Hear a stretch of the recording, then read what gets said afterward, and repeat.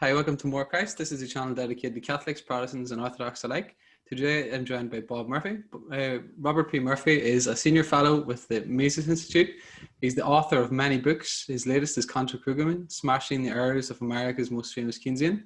His other works include Chaos Theory, Lessons for the Young Economist, and Choice, Cooperation, Enterprise, and Human Action, which is a modern distillation of the essentials of Mises' thought for the layperson. He's also the host of the Bob Murphy Show. Tell us a bit about your background and some of the key currents that have made you the man that you are now.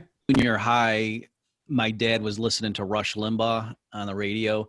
Yeah. And so, when he would drive me around and had it on, and so that was really, I want to say like seventh grade maybe was the first time I had been exposed to the concept of just because the government legislates something or puts in place some policy with certain stated intentions, it doesn't mean that that's actually going to be what happens. And I realize that sounds funny that it took me to seventh grade to even be aware of that possibility, but that's what it was.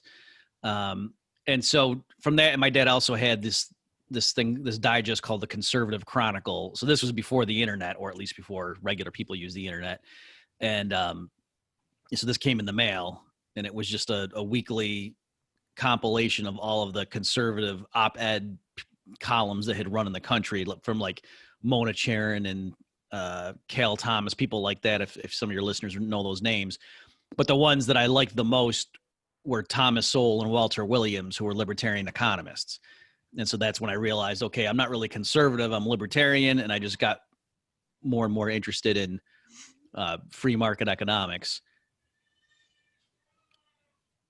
And then it was the Austrian school that really fascinated me. And so then I knew as of high school that I wanted to be, an economist, college professor, economics professor, and that moreover it was going to be the Austrian school. Like I read Human Action my senior year in high school, and I knew this is what I got to do. As far as my religious views, I was raised Catholic. I sort of fell out of that over time. The church that I went to, like, I don't think they were particularly doctrinaire. Like, I think even like some of the younger priests, who would get up there and, give homilies on Sunday may have thought of the devil as like a metaphor, like that. They never said that, but I'm just saying, I think that's probably the case.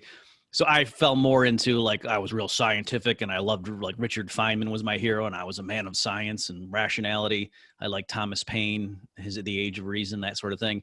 Mm-hmm. So I called myself a devout atheist by the time I was in undergrad.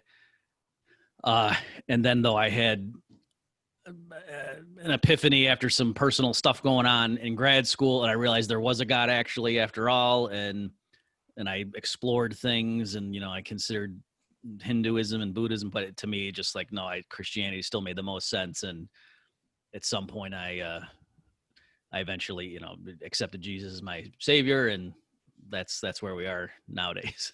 Yeah, wonderful. Unfortunately, that description of the Catholic priest sounds all too familiar. And I don't know if you know the book. There's a great book about the kind of humanitarian religion of today by Mahoney, an American author. He's written about that, and how, like, a lot of people, even the modern Pope and stuff, kind of fall into this more humanitarian religion. It kind of just dovetails with what you're saying. I'd love to ask you now specifically about anarcho-capitalism. So you mentioned the Austrian school and things like that. Well, for those that maybe aren't aware, what is anarcho-capitalism, and why do you think it's important for Christians to come to grips with this idea and this philosophy and way of life? Okay, sure. So I believe Murray Rothbard coined the term, and so it's obviously combining anarchist and capitalism into or anarchism and capitalism. And so the idea is it's the sort of libertarian free market mindset, except applied, anarcho-capitalist would argue, consistently, right? So there's a lot of people who call themselves libertarians, particularly in the United States context of their political culture, who they still believe, like, in the Constitution, and the governments exist to protect life and liberty, to enforce the rule of law, that sort of thing. But if they move beyond that, then it's illegitimate. That sort of argument, like, kind of like what Bastiat laid out in his booklet, The Law, if any of your listeners are familiar with that. So the anarcho-capitalists argue that no, there's an inconsistency there, that for one thing, if the state is allowed to exist and to have a monopoly on the legal system, where's that coming from? Mm-hmm. Okay, like you wouldn't let the government have a monopoly on producing cars, and you could recognize that would be bad, that the cars would be of shoddy quality and higher prices than they need to be. So why do you want the government to provide police or courts? And so obviously the immediate reaction to that would be, well, because those are qualitatively different things, and you need to, so I know the arguments, and I'll let you guide this discussion. I don't know how much you want me to get into in terms of the back and forth, but as far as from a Christian perspective, why do I think that's important? I should clarify. So it's true, if somebody asks me, oh, are you an anarchist? And especially like if I'm at a libertarian convention, I will say yes, because I know what they mean. They mean, do you believe, that there should be no coercive state, period, or are you a minarchist? Mm-hmm. But I don't think of myself as an anarchist, because I actually have a king, right? It was Jesus. And so I don't volunteer that term. I describe myself as a voluntarist, or, someone who believes in nonviolent social mechanisms or something, things like that. But that so I don't use that term to volunteer to describe myself, but yes, that is the philosophy. And I still do think that's correct. So from a Christian perspective, I would just say, like, do you think that it's legitimate to use the threat of violence against people who have not themselves threatened anybody? And just about everybody, without even needing to think about it, will say, of course not. And I say, okay, so then what happens to taxation in that framework? Right? Because under taxation, there could be somebody who says, no, I don't want to give my money to this particular cause, and they're not a lawbreaker. Mm-hmm. It's not that the person robbed a bank or something. It's just they say, no, and it could be something serious too, like I don't want to fund abortion, or I don't believe with U.S. troops going in this particular war overseas, and I don't want my money funding that. Mm-hmm. And yet, under this premise of taxation, you can be punished for that. And so that's just one example. And like I said, too, that alternate things, if someone wants to set up a rival, judicial system or whatever, that is not allowed right now in the current system. So I would say it from that point of view. And then also too, just, and we can get it, I don't know how much you want to get into this, but I think there is biblical support for that, God obviously famously in the Old Testament tells the children of Israel, you don't want a king like the other nations, you want to keep it where I'm your, and he tells them what's going to happen if they go down that route. So I think there's plenty in there to show. And I guess the last thing I'll say, just to deal with one possible objection, this is not a rosy-eyed view. Like, so, some Christians who believe in at least a night watchman or a limited government state would say, oh, because of human nature, man needs to be restrained. So anarcho-capitalism is not saying there's no laws or there's no law enforcement or even there's no military. It's just saying, why would you give this group of people over here a monopoly on that stuff? Mm-hmm. And so that's the idea. Yeah, marvelous. Thank you, Bob. And regarding the science, as it were, of economics, why is it important for Christians to be familiar with that? I guess you've already spoken to a bit of it so far. And I also wonder about, there's this theological notion that you see in some writers, economia, they use quite broadly. So Wendell Berry, I think, uses this, and the Russian Orthodox Father Sergius Bulgakov uses the term as well in one of his books. So I was wondering, what's the place for the science of economy of the economics as we know it now, and this broader notion of economy, and how are we as Christians to measure costs within that perspective, as it were? Okay, so just in terms of why would Christians care about economics? I mean, there's a sense in which just any human discipline, like, oh, why should Christians care about chemistry, or why should they care about botany? Mm-hmm. And I would say, well, it's an area of human inquiry, and it's the wonder and beauty of God's creation, and so it's just interesting and fruitful to go look at how the certain quote laws unfold in these different domains. And so when it comes to human affairs, I would say the proper study of economics, which would include what used to be called political economy, back, I guess, like in the 1700s, let's say, early 1800s, maybe, discovering these regularities. And it's sort of inseparably linked with notions of political philosophy. So I want to be clear, economics is a science, but it's very strongly connected with political issues oftentimes. And so to understand, oh, wait, imposing a minimum wage law actually doesn't help poor people. It actually makes it harder for, someone with low skills to get a job in the first place, that sort of thing. Or the government coming in and regulating the banking sector, far from making things more stable, actually might cause the boom bust cycle, if you believe in the Austrian theory of what causes that stuff. So it helps you to understand, I would say, like, what power hungry, devious individuals are going to try to get away with in the political sphere, like to just understand cause and effect and realize that no, what they're saying does not follow. And because that's the rhetoric they will use to get people to do things that prima facie are immoral. Like, oh, sure, in a perfect world, we would let business owners set whatever policies they want with regard to wage contracts with their employees, but there's too much poverty. So that's why we got to step in and, at gunpoint, basically tell people, no, you got to change your contracts. You have to have the minimum wage.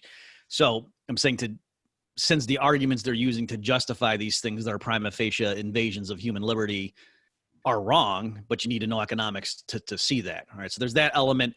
It just more generally, I would say the type of economics that I endorse really underscores the fact that when you leave people, when you don't interfere with them violently or with threats of coercion, the outcome is much better than when you do that. And even when it comes to things like, their greed and how the capitalist system harnesses that. So somebody who's really greedy in a capitalist system, he sits awake at night trying to figure out, how do I please my customers? Mm-hmm. Whereas in a different type of system, he might think, how do I get these 6 politicians to sign off or get this military general to go along with my plan for a takeover? Okay. But in a genuine, free market, the way even somebody who doesn't care per se about other people, who just is looking out for numero uno, mm-hmm. is actually the system leads that person to sit around thinking, how do I make people happier, at least according to them? So to me, it's a great example of like how God works, famously with Joseph, that, saying to his brothers, what you intended for evil, God used for good. Mm-hmm. And likewise here, that I think there's social harmonies, and it just, studying economics, you can see how, oh, wait a minute, even though people are fallen, this system, if you don't introduce violence into it, actually takes what are vices and sort of harnesses them into virtues. Excellent. I think this comes across really well in your work too.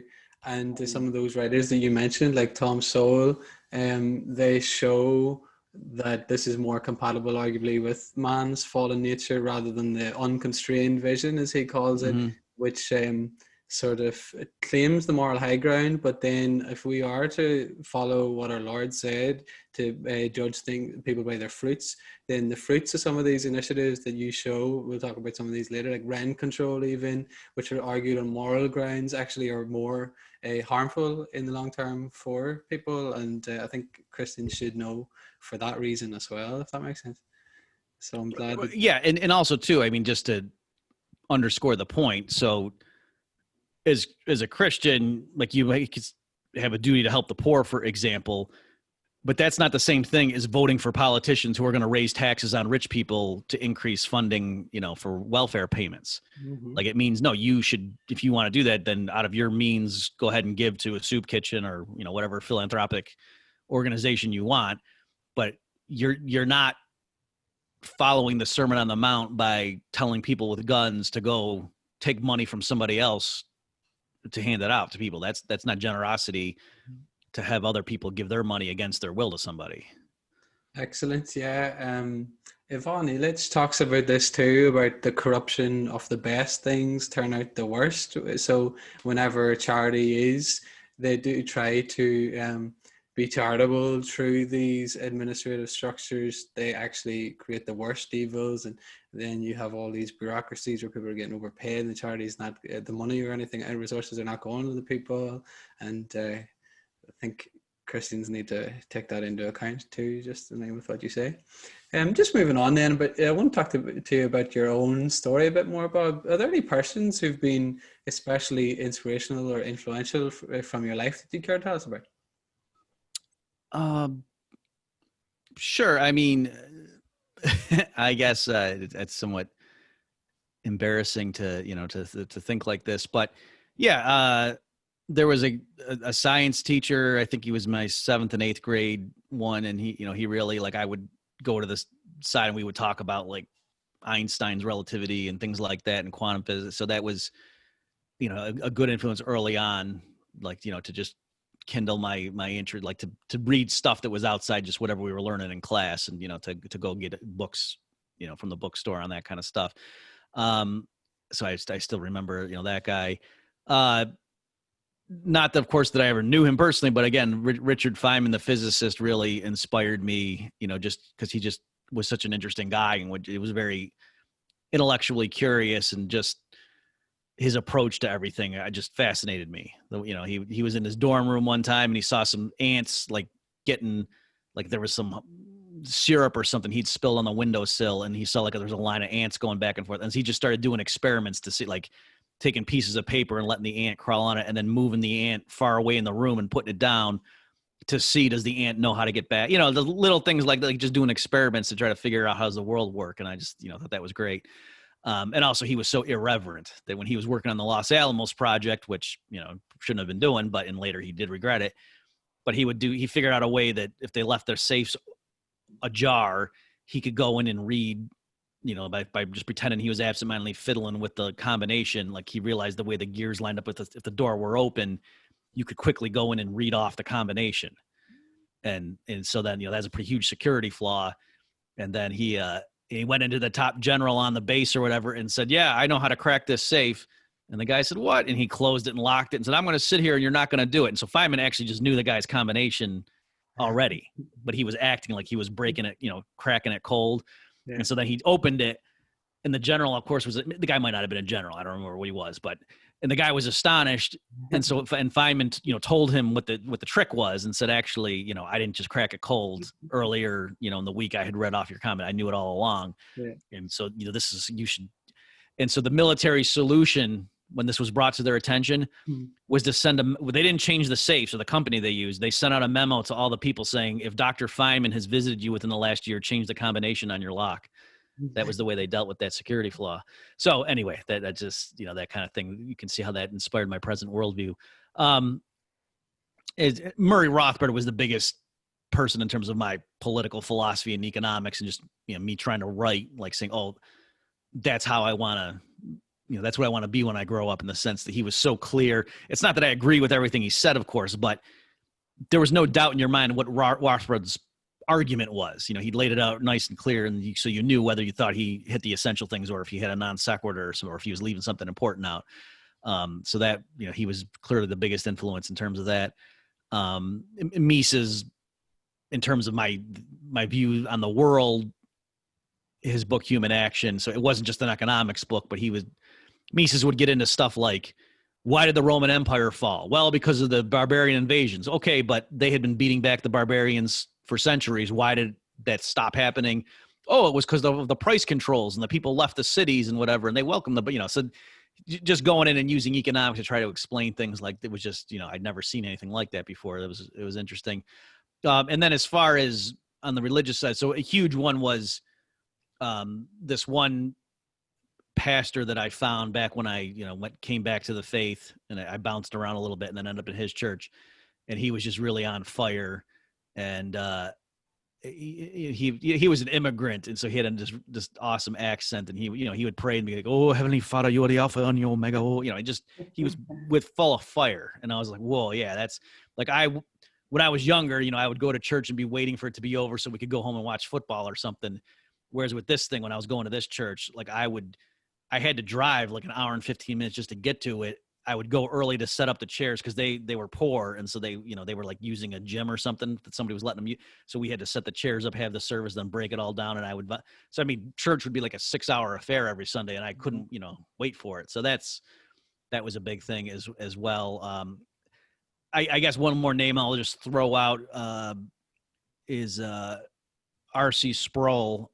I don't necessarily endorse everything he says theologically, but just his style and his approach. Like I really liked, how he was very, trained in philosophy and so just showing it's not that you can know secular things and then that just helps you better understand what the Bible is saying. It's not that there's this dichotomy, but of course, the ways of the world lacking the gospel, are flawed.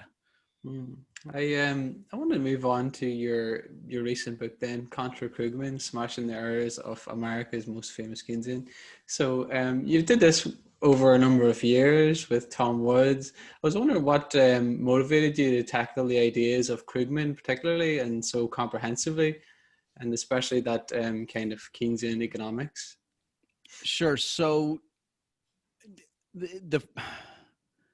I had been writing critiques of Paul Krugman columns for years before Tom Woods was the one, who's the co-host on that podcast, before he pitched the idea to me that, what we ought to do, Bob, is start a podcast where every week we take apart Krugman's column. And I actually was initially opposed to it when Tom first pitched I remember I was in a parking lot, like I was going to the store, and he texted me, "Can you talk for a minute?" And I pulled a popular podcast. Yeah, let's do it. So that's partly what happened there. But the reason, where he got the idea and why he thought I would be the perfect guy to be the co-host was because I had already established that I was an expert on the thought of Paul Krugman. In other words, like he would say something and I would say, "Oh, that's funny. Krugman argues this in this column because 3 years ago he said this." Like I just remember, for whatever reason. So if the question is, why is it that I sort of honed in on Paul Krugman and would tackle his columns and became sort of like a, cottage industry expert on the guy. I think it's because, so for one thing, he won the Nobel Prize at one point. I think I had been writing about his stuff before then, but certainly that helped, that to say, he's someone that we got to grapple with. And also he's not stupid. And that's the thing. A lot of critics of Krugman like, "Oh my gosh, Bob, this guy's such an idiot." And no, he's not. If he were an idiot, I wouldn't have, bothered critiquing his columns, and Tom and I wouldn't have had a podcast devoted to him. He's actually very intelligent and clever. And that's, I think, partly why he believes such absurd things, right? Because he's, in other words, like the fact that what he's saying so much goes in the face of common sense doesn't faze Krugman, because he thinks he's so smart that no, common sense is wrong.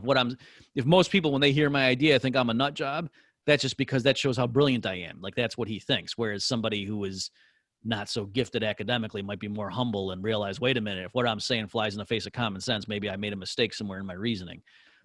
There's a thing like that in a Stephen King novel I think it was Firestarter, where the dad of the girl who can start fires, his like power is, he can kind of like give the power of suggestion to people. Like I think they call it a push or a nudge or something in the book. I forget. And it says that he can do that better with more educated people. Like he can manipulate their minds better. And at first I thought, well, no, that doesn't make sense. You'd think smarter people would have more willpower, but I think it was trying to show no, because people who are more educated, they're used to believing crazy things, you know what I mean? Or counterintuitive things. And so this guy can implant an idea. And as long as he convinces you that, no, there's a rationale for this, you would go do something that like was against your, upbringing or whatever. So anyway, that's just my tangent on that. And also Krugman actually is a very clear writer. And so he's kind of like Rothbard, except, coming from the other perspective, that there's no doubt about what Krugman's position is and why he says this is, the case. You don't have to sit there and say, what does he mean by that? You know exactly what he means. Like when he does, it comes up with really exaggerated examples, like the case for stimulus. Oh, if we were worried that there was a fake, if there was an alien, if we thought there were an alien invasion, even if, but there really wasn't one, then governments would spend money, building up our military or whatever, and that would get us out of the Great Recession. And then, oh, wait a minute, phew, good. There's actually no aliens, and we can push the weapons into the ocean, and we'd still be richer than if we didn't have that erroneous belief in an alien invasion. So stuff like that, where he leaves no doubt about what his position is by coming up with real exaggerated examples. So that's why he's a good foil. Excellent. And more broadly then, what is Keynesian economics and what are some of its biggest failings then? Sure. So the term Keynesian goes back to John Maynard Keynes. So his famous work was 1936, The General Theory. And so what he was doing there was, why he called it the general theory, is he was saying, oh, the classical economists, like the free market people, it's not that they're wrong. It's just the stuff they talk about, Keynes argued, was only applicable to a special case when the economy was at full employment. And so he kind of put a box around them. He said, what I'm offering is a more general theory that works for all economies, whether they're at full employment or not. And so he was saying that's why these so-called classical remedies in the, because it came out in the midst of the Great Depression in the 1930s. He was arguing, conventional economics is lacking here. You need my more general theory to understand. So the basic Keynesian diagnosis when an economy is in a recession is that there's inadequate demand, that businesses and consumers aren't spending enough, whether on investment or consumption. And so normally what would happen in that scenario is interest rates would fall, that would prompt more spending, and then that would restore employment to its normal or to its full level. But if you're in what's called a liquidity trap, then interest rates fall and they hit 0%, and yet you're still not at full employment, and then the economy just gets stuck, left to its own devices. It can't get out of that hole. And that's why the Keynesians argue there's a role for the government to then step in and run budget deficits to, fix that gap in total spending. So that's the basic idea. And,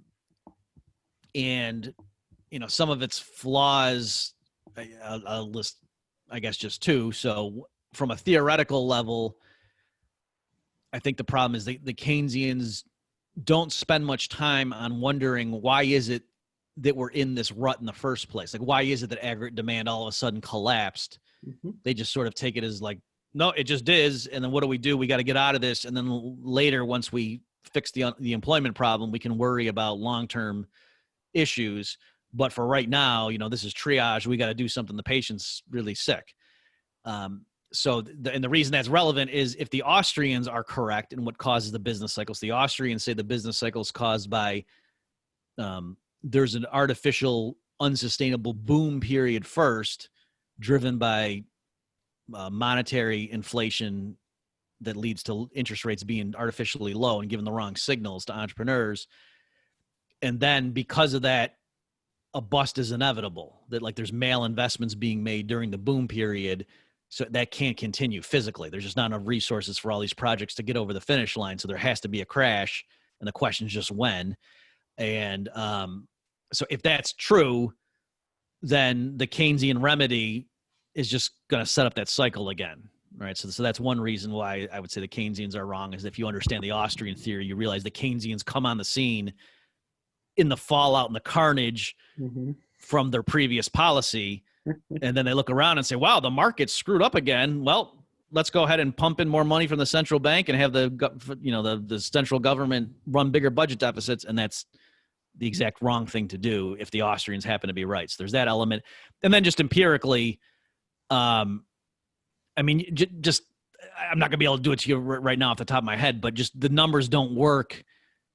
Like for what the Keynesians will tell you as to why things were so awful in the early 30s, they should have been even worse in 1920 and 21. Like prices fell faster in a 12-month period from 20 to 21 than any 12-month period in the 30s.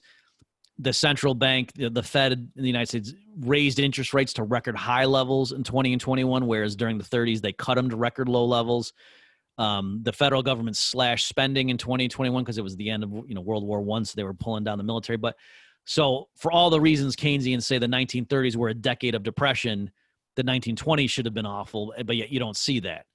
And so I think it just shows that the Keynesian story of how liable to getting stuck in a rut the market is just demonstrably wrong, and that there's something else was going on in the 30s. I guess the last thing I'll say is you would expect from the Keynesian story that Herbert Hoover, the U.S. president from 28 to 32, who was at the helm when there was the stock market crash and in the early years of the Great Depression, and then famously lost his campaign to FDR. You would think from the Keynesian rhetoric that Herbert Hoover was this small government man who slashed spending, and that's misleading. The actual record you look at, they increased spending initially, and Hoover went around and told the labor unions, don't cut wage rates. Mm-hmm. And so that's what caused the Great Depression to get so bad. So Hoover was unambiguously the most interventionist president in response to an economic downturn in U.S. history up to that point. So when you're trying to explain why did the Great Depression happen when it did, it doesn't make sense to blame it on, because Hoover didn't spend enough. That, all his predecessors spent even less. Mm-hmm. And so that doesn't, it's like if a plane crashed and somebody said, it's because of gravity. Like that really, yeah, maybe that's involved, but that can't be the full story, because gravity was applicable for all the other planes that didn't crash. So it's that kind of a situation. That's interesting. And from more recent memory then, in that book you also cover things like Obamacare. Why should Christians be skeptical of such schemes? Again, whenever especially when they're sold as the moral option, or you have to be just, and it's things like that. Sure. So, Obamacare from a Christian perspective, I would say if there is a Christian who's supporting it, presumably it's because they think, it's our duty, it's the right thing to do to help those less fortunate. And geez, there's people that are falling through the cracks of the system pre-Obama that, they don't have employer provided insurance, and medical bills on your own are just ludicrously expensive. You need insurance, and so that sort of thing, or you can't get coverage because you have a pre-existing condition.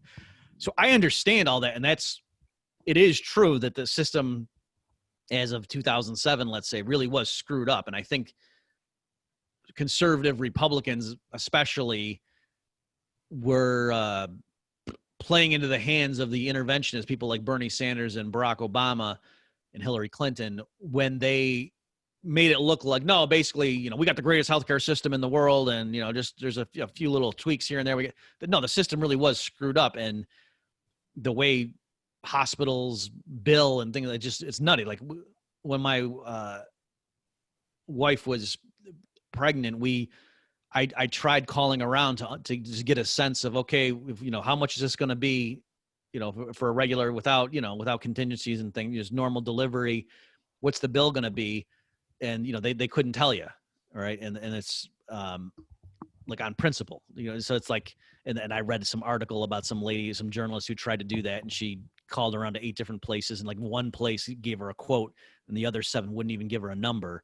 And even the place that gave her a quote said, now this is not, we're not guaranteeing this. It depends what happened.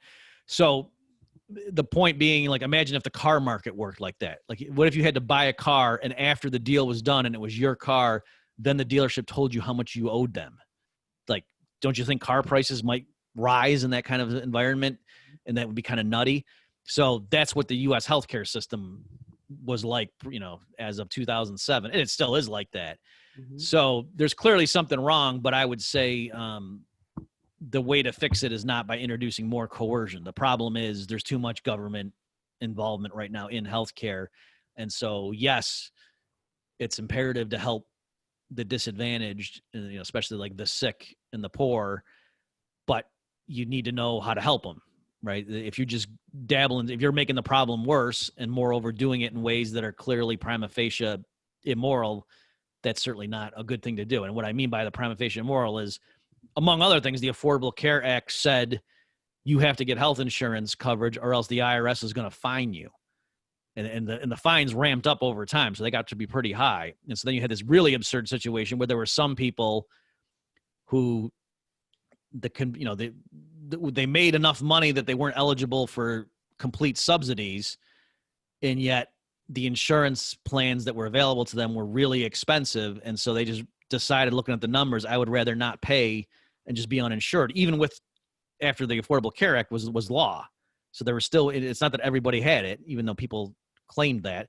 No, there were still some people, like younger people typically, who were in decent health, who just looked at the numbers and said, no, I don't want to pay these premiums. I can't afford that.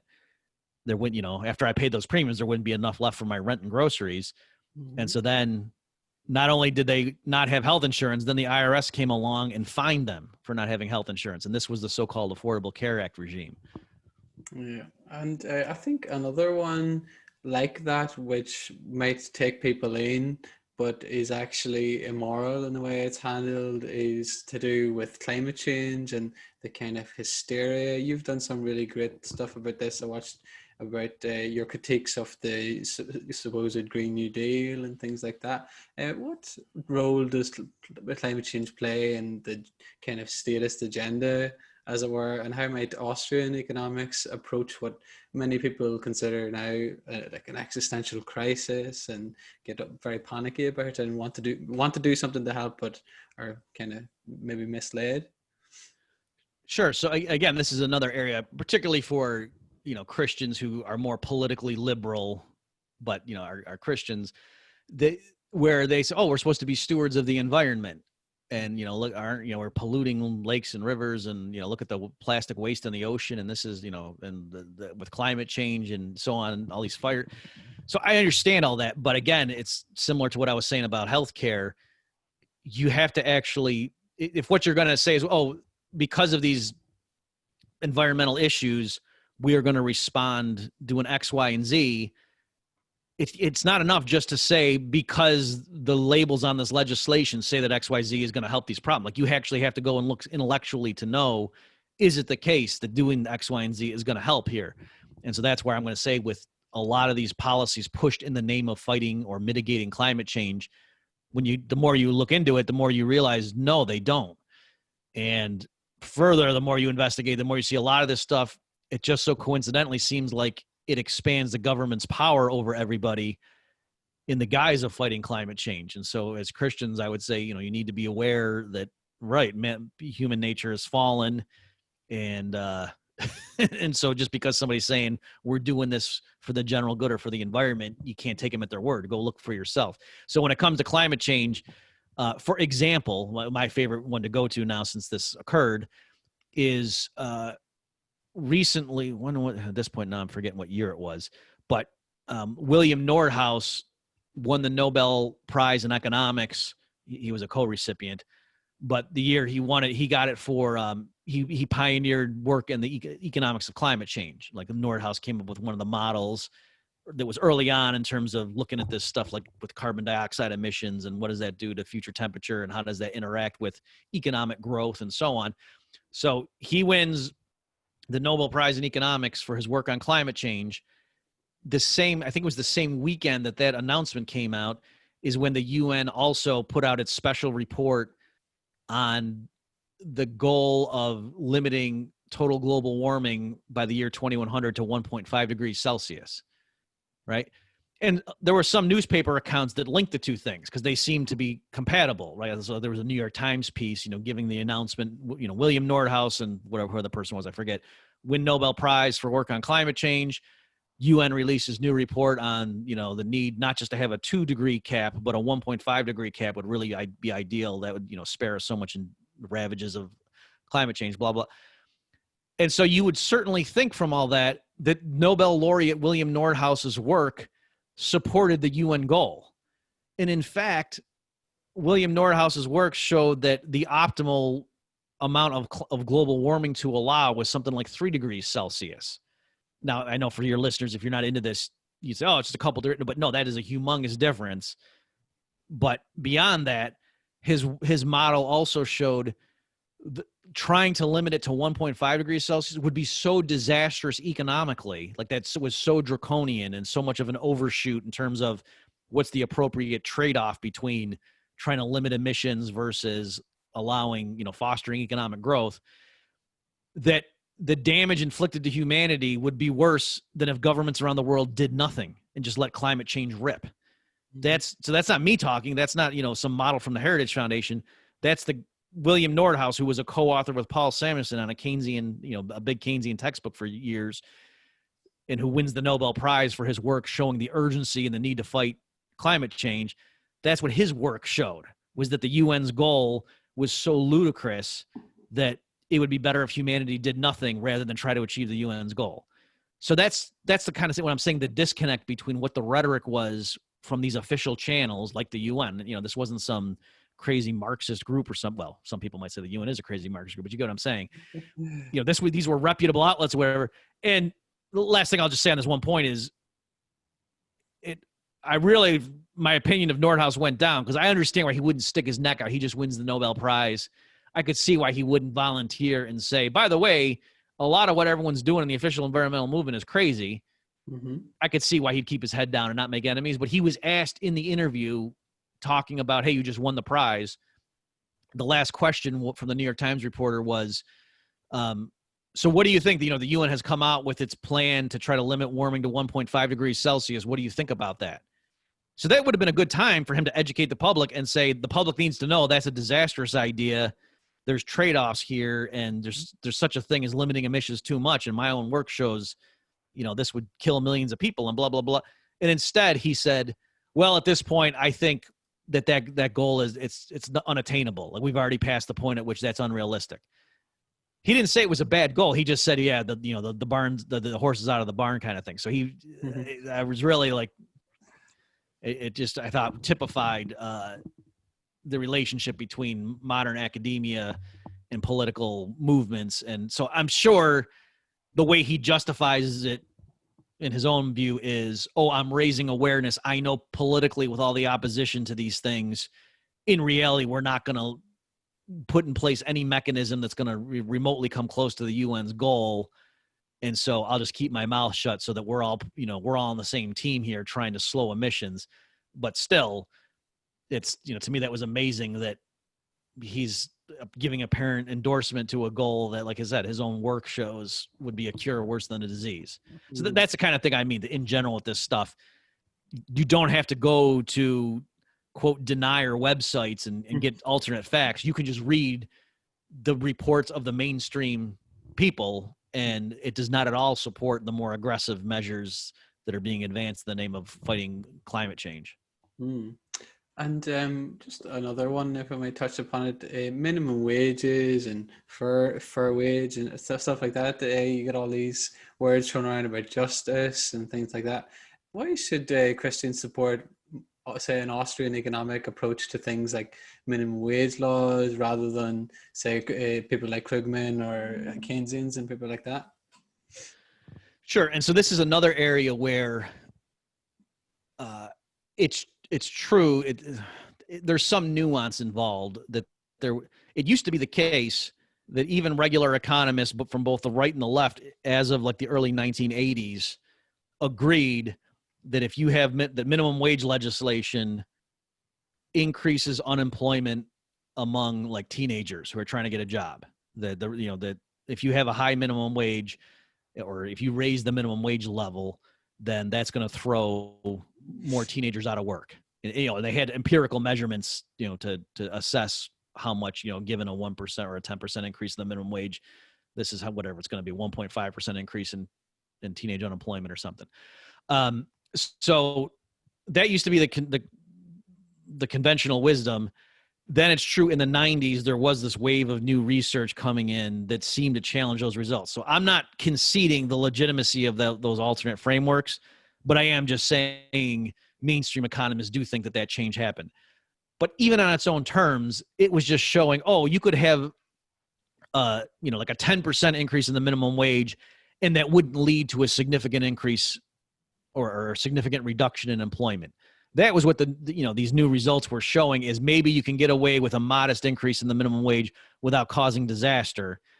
And yet then, progressives would run with that. And Paul Krugman, to his shame, I would say, would give interviews, like he would choose his language very carefully. So if you went and parsed it, he didn't say a sentence that was demonstrably false, but yet you would walk away thinking that, like, the drive for $15 an hour. So in the U.S., the minimum wage is $7.25, I think, or maybe $7.15, but $7 something. And people are proposing to increase it to $15 an hour. So that's, a more than doubling of the minimum wage. There's no empirical peer-reviewed studies, to my knowledge, that would showed if you double the minimum wage, you wouldn't expect there to be a reduction in employment. To my mind, there's, that's not the kind of thing these studies, these alternate studies, or these, new minimum wage research is showing. They're all looking at, like I said, 10% increases. That's a kind of shock to the variable that they're assessing. So it's, again, the progressives, they go out there, and that's what I'm saying, that's analogous to the climate change stuff, where, the conventional button-down mainstream approach says there's a negative externality from carbon dioxide emissions, a modest carbon tax might improve social welfare. But then they take that and say, therefore, let's do the Paris Agreement. Let's lock down and limit to 1.5 C, when that doesn't follow at all.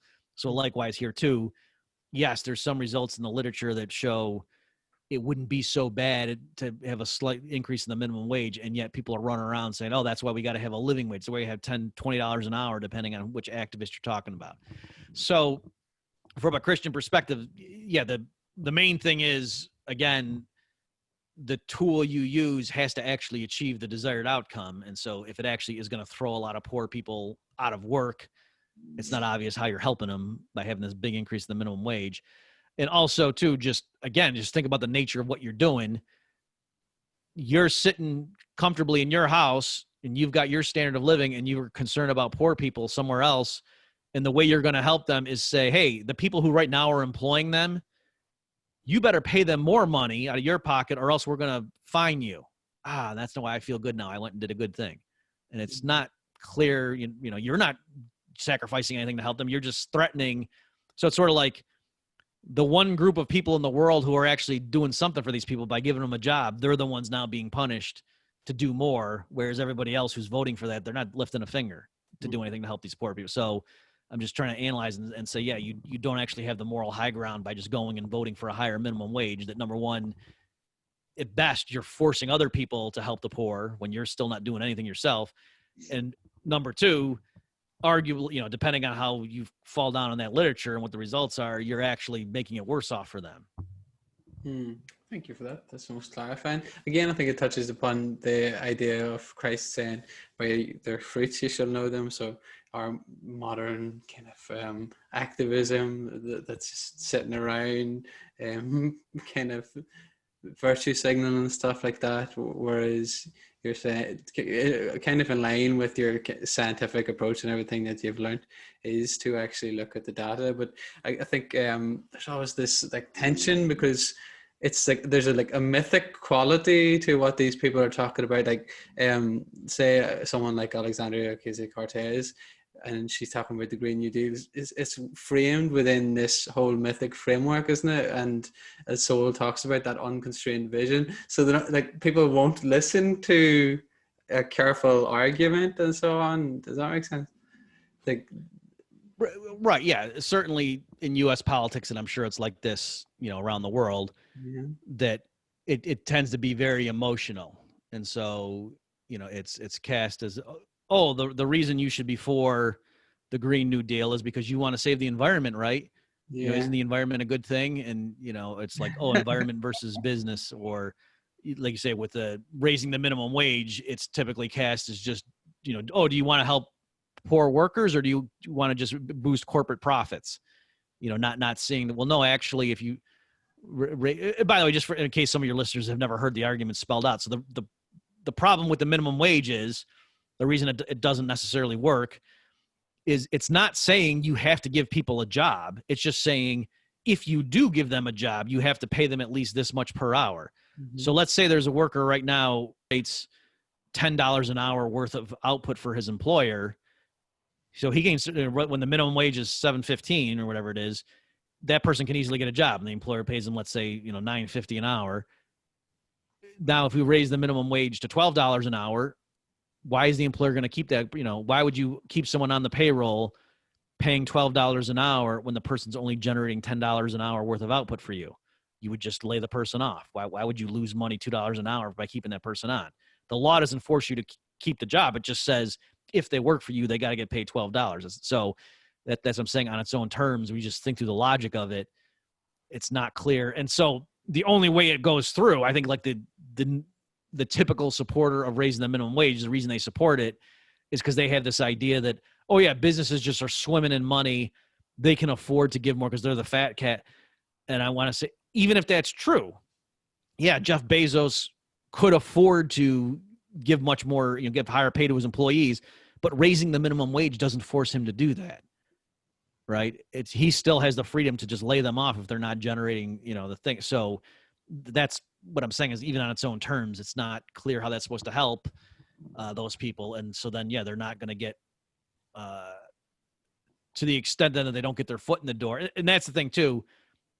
Just because you get hired at the minimum wage or at a low level doesn't mean you're stuck like that forever. Like for a lot of people, they got to prove themselves. They get their foot in the door with a low paying entry level position. And then if they show up all the time, it shows that they know how to set their alarm clock, that they're not going to be, tardy and whatnot, then okay, they can get a promotion and get a raise, and that's how you get your foot in the door. Whereas if there's a high minimum wage, there's a lot of employers that wouldn't take the chance on some new applicant who on paper, maybe doesn't have a high school degree and hasn't had a job before. Why are you going to pay that person $15 an hour? That's too steep of a price just to take a gamble. Like, let's see if this kid's any good or not. Thank you for that, Bob. So I think in line with that, it's very important that you have introduced people, like including Christians, to certain Austrian economics and Mises and people like that, and you've made his work more easily digestible. So Human Action is quite a huge tome, quite complex, whereas you've managed to kind of translate it for the rest of us with choice, cooperation, enterprise, and human action. You've also said about how he's inspired you and how important he is for economics.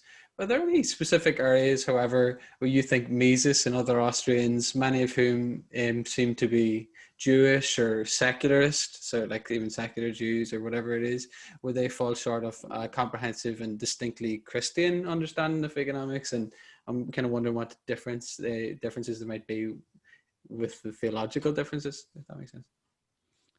Sure. It's a great question. Let me throw.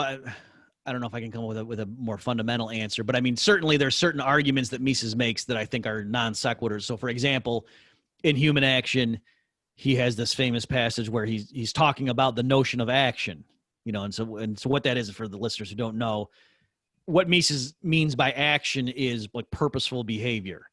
So, if you take a rock and throw it up in the air, it has a motion. You can see its trajectory, and we can specify its position as a function of time, according to the laws of physics and whatever, taking into account air resistance and whatnot. Mm-hmm. But you wouldn't say, oh, the rock wanted to go up and then it changed its mind and wanted to come down. That's not the way you talk about inanimate or, I guess not inanimate, but you know what I mean? But mindless objects. You don't ascribe intentions and motives to them.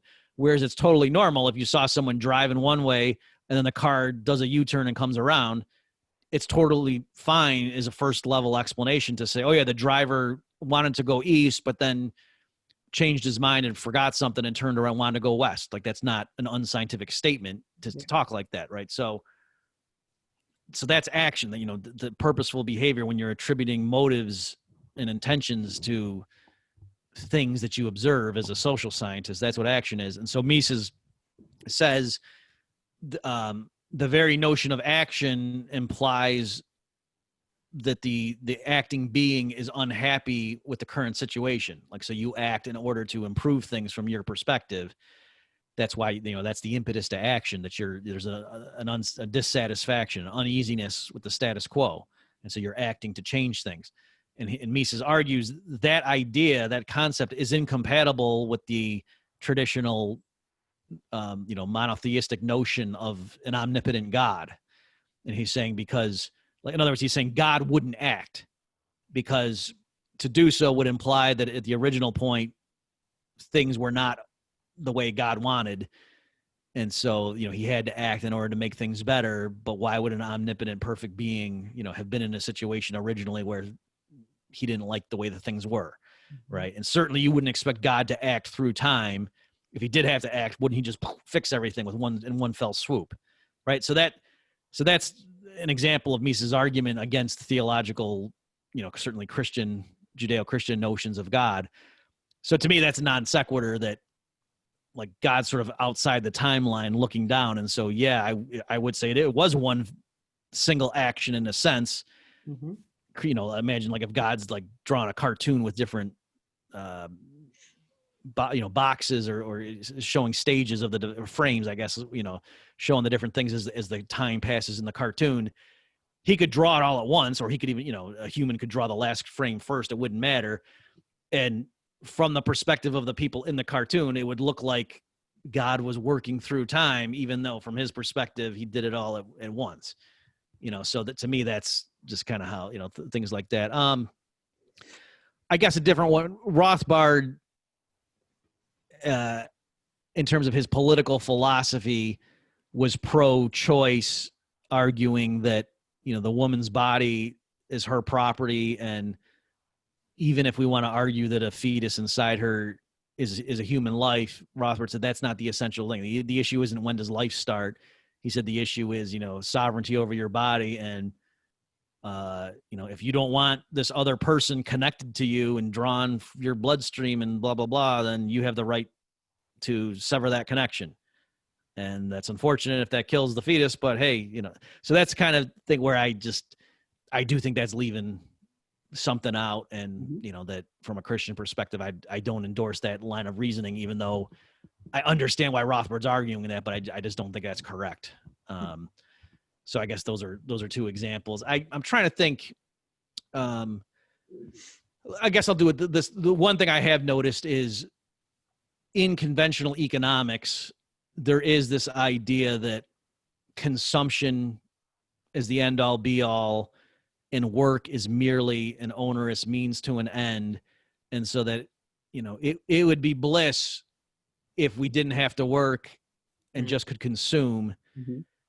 And so there's a sense in which that is like, well, no, I was going to say that I used to think that was like the Garden of Eden, but then I went to this conference that was combining like a biblical worldview with, economics. And they pointed out that no, God gave chores to Adam. He had to go name the animals and stuff like that. You know what I mean? So it's actually not correct that work per se was invented after the fall. Mm-hmm. It's just, you might argue scarcity was invented, but or certainly backbreaking work happened after the fall. But it's not that, in other words, it wasn't just that Adam did nothing but consume in terms of, so I do think that there is a lot of it, and that's kind of built right into the nature of economics itself and its modern guys, both mainstream and as far as the Austrians are concerned, that I do think from a Christian perspective, that's not right. Very good. Thank you for that, Bob. Just to change direction a little bit, I'd love to go back in history a wee bit and talk about your politically incorrect guide to the Great Depression and the New Deal. So in this guide, you reveal the stark truth about the free market, that the free market did not cause the Great Depression and the New Deal did not cure it. Can you tell us a bit about these myths that are kind of built into the American mind and why they're still so widely held today? Okay, sure. And I guess this is going to repeat some of the stuff I said before when you were asking about Keynesianism. So yeah, at least the way it's taught, I learned this growing up in school, and I'm sure most Americans heard some version of this, is that, what happened in terms of the Great Depression is during the 1920s, there was totally unconstrained free markets. This was before a lot of federal agencies existed. So it was wildcat, stock speculation and things. The market was booming, then it crashed in 1929, and then this guy Herbert Hoover was in charge, and he was this small government orthodox man who believed in the Constitution. He refused to do anything to lift a finger to help, and so things just spiraled out of control because of his small government views. And then thank goodness FDR was elected in 32, and he came in and instituted the New Deal, boosted government spending, had all sorts of supports into agriculture and industry and whatnot, and that finally got us out of the Great Depression. So that's wrong. Like I said, on theoretical grounds, it's wrong, but also just empirically. For example, on its own terms, okay, FDR is elected in 32, he gets sworn in early 33. The unemployment rate was still in double digits in 1941. So it went down a little bit, but then it came back up.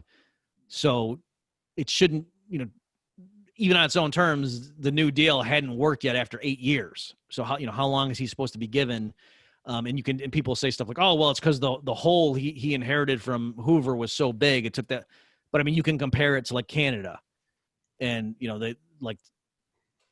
Canada has improved its unemployment rate way faster than the U.S. did, for example. So it's. I'm just saying, there's any kind of a comparison you want to use. Clearly, that was the longest prolonged slump in U.S. history up to that point. So my argument was, what would the record have to look like for us to think the New Deal prolonged the Great Depression? Because certainly on the face of it, it broke all the records. You know what I mean? Like, in other words, if you thought the New Deal actually was harmful and prolonged the misery and delayed recovery, isn't this what the numbers would look like? So we just sort of have this narrative that, no, it would have been even worse, but we don't know that. Mm-hmm. All right. So that's one of the things I I point out in the book, just showing the numbers. And like I said, just looking at the numbers, Herbert Hoover initially increased spending. He initially had a big increase in the budget deficit. And the new dealers are just reduced to saying, well, it wasn't big enough. But again, it's like, okay, but previous presidents didn't do anything close to that. So it doesn't really work to say the reason the Great Depression happened is because Herbert Hoover increased deficits only inadequately. Well, how come with the previous presidents who didn't do it at all shouldn't have been even worse than the Great Depression? So they don't explain that. Thank you for that, Bob. I want to talk to you just briefly about your politically incorrect guide to capitalism and some of the stuff you talk about in there. So, why should a genuine advocate for the downtrodden not endorse the welfare state? Then I guess it's similar to what we've been talking about. And how does that dehumanize and actually disintegrate the Christian family? And then I guess we can maybe differentiate between the nuclear family and the broader Christian family, which seems to be slightly different traditionally, but people do seem to want to link them together. I don't know, maybe you'd be able to tell us more about that than I would know. Okay, sure. So, again, it's understandable that people want to help the poor, but I would argue that government programs to do so are unjustified, both on moral grounds, but also just pragmatically speaking. So again, in terms of morality, how is it that you voting for rich people to have more of their money taken against their will and given to social programs, that's not moral on your part, or that's certainly, it's not obvious that that's as moral as you giving your own money. And if the argument is, oh no, we all want to do this, like any good thinking person, any right thinking person with decent morals, and we think that's most of the people in this country, are fine with this, and we all want to pay, we gladly vote for politicians who are going to, okay, but then you don't need to do it through the government, right? If it really is the case that the vast majority of people don't object to money being taken out of their paycheck to help fund food stamps, well, then why do we have to go through Washington, D.C. to do it? Let's just have it be voluntary. And so then if they say, well, because then, maybe there'll be a shortfall in funding. Okay, so you're admitting people don't want to do it voluntarily. So, make up your mind, which is it? But if you really do think it's not coercion to run it through the government, then run it through a private charity, and you quickly see, call your bluff. And then beyond that, like you say, you're alluding to, in practice, the way this is administered so I think it's much better if charitable assistance is rendered via like the church, for example, people that are local and on the scene, because if it's, somebody's loses his job or whatever, he has a health issue and he goes to the church and says, hey, my family's hungry, I lost my job. They can provide support or whatever, but the church is going to want that guy to get back on his feet and get a job.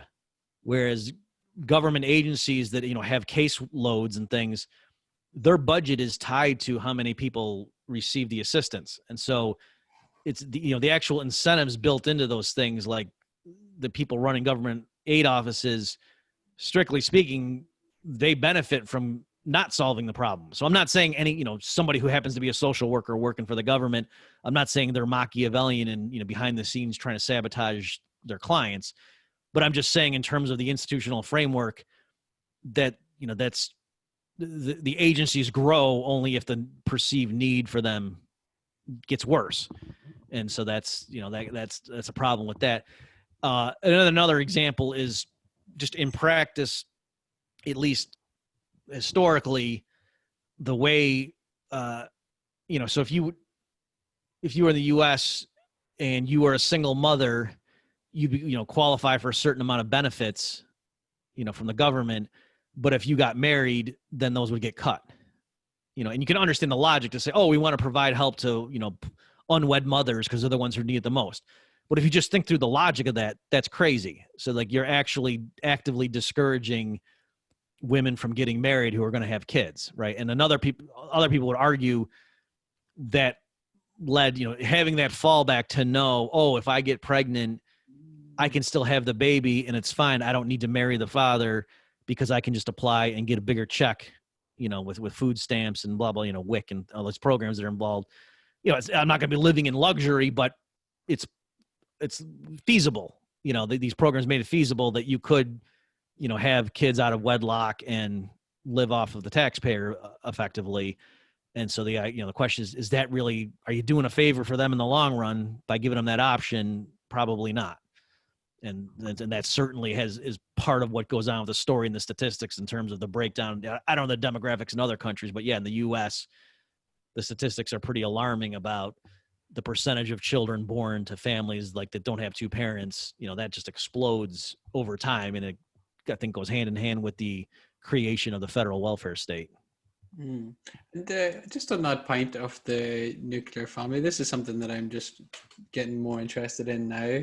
So is it fair to say that the so-called nuclear family is more in line with some of those things that are actually mistakes in how we view the economy from a Christian perspective? So say that we're just consumers and so on, that something similar is happening with the more recent construct, if you want to call it that, of the nuclear family versus a more kind of rich notion of the Christian family and marriage and so on. We have the extended family members, different generations living together, whereas that doesn't seem to have been the case in recent history. It does seem to have been the case in more traditional Christian societies. Maybe you can help us just draw some distinctions there. I don't know.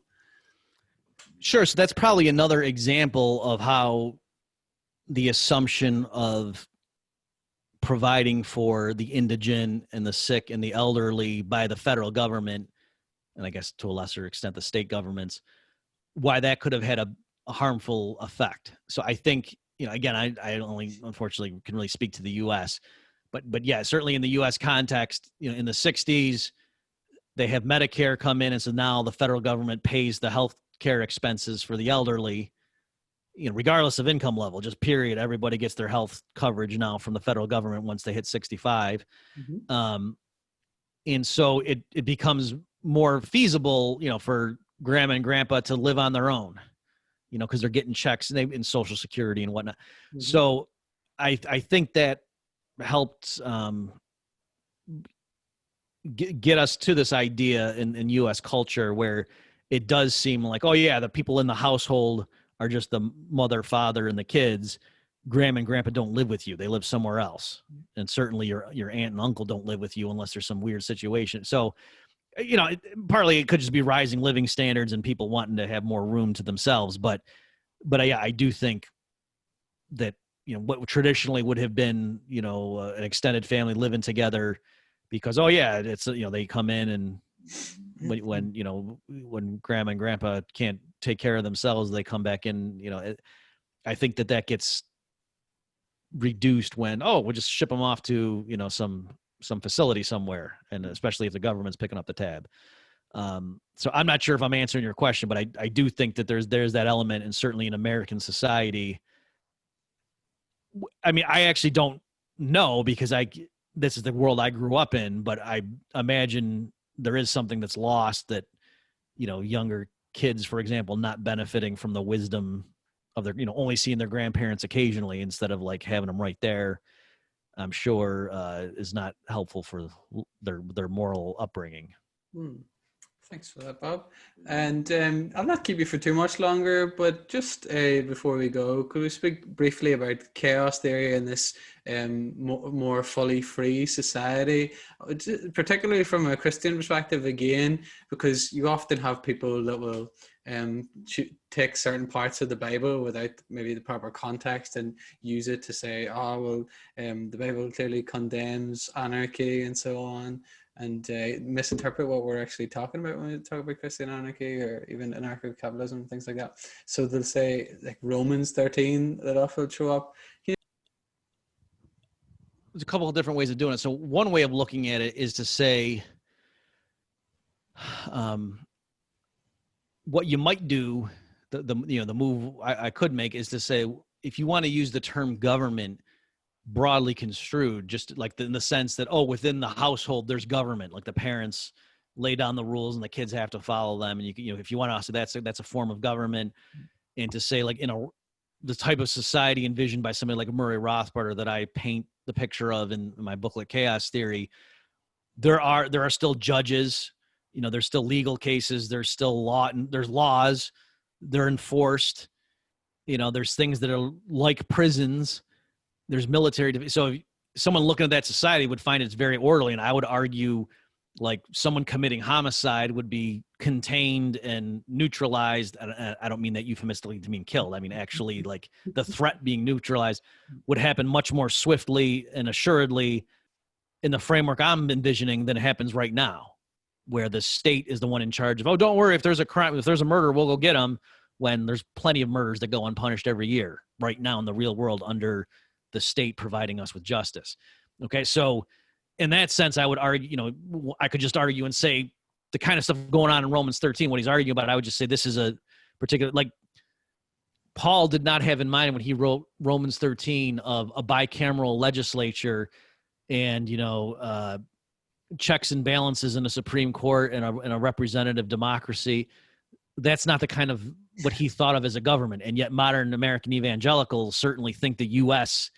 is exactly the kind of thing that's supported by Romans 13, right? So I'm saying by the same token, I could just argue, well, yeah, what Paul's getting at is there needs to be authority figures who can punish lawbreakers, and you have that in my system too. Mm-hmm. It's just a different mechanism to provide, quality and so on, just like the U.S. has elections. Like, imagine if you told Paul that women get to vote in our system. He would probably, what, are you out of your mind? Right. And so that doesn't necessarily mean that the U.S. system is unbiblical, right?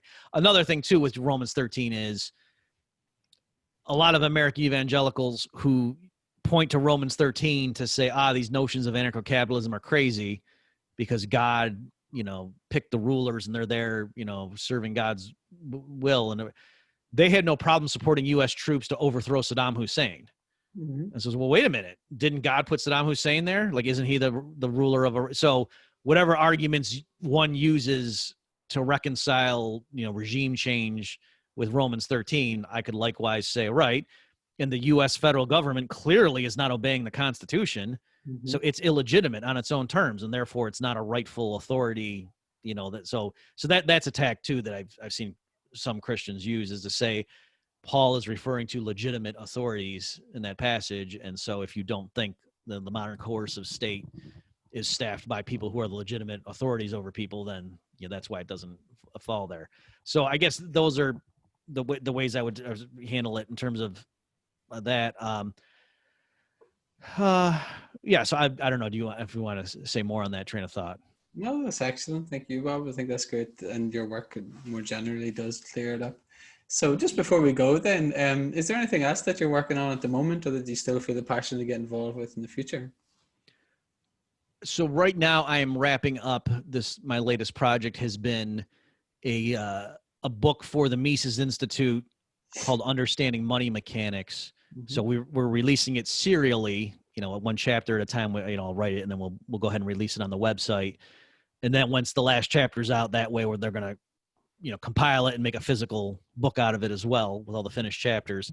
And so that's just, as the name suggests, it's from a modern perspective, just teaching people the fundamentals of money and banking, but taking into account things that have changed, like since the canonical treatments and Mises and Rothbard.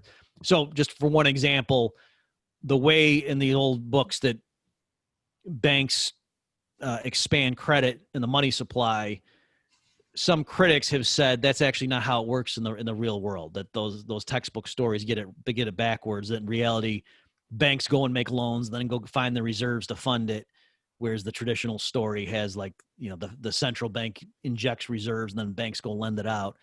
So one of the chapters in this new book that I have coming out from the Mises Institute looks at that and tries to assess, is this a valid critique or not? And it kind of gives the nuanced take on that. So the answer is, to not leave you guys in suspense, it depends what you're holding constant. So yes, if the central bank wants to keep a certain interest rate as its target, if commercial banks go and make more loans, they need more reserves, that pushes up that target rate. And so the Fed wants to keep it down, it's got to inject more reserves.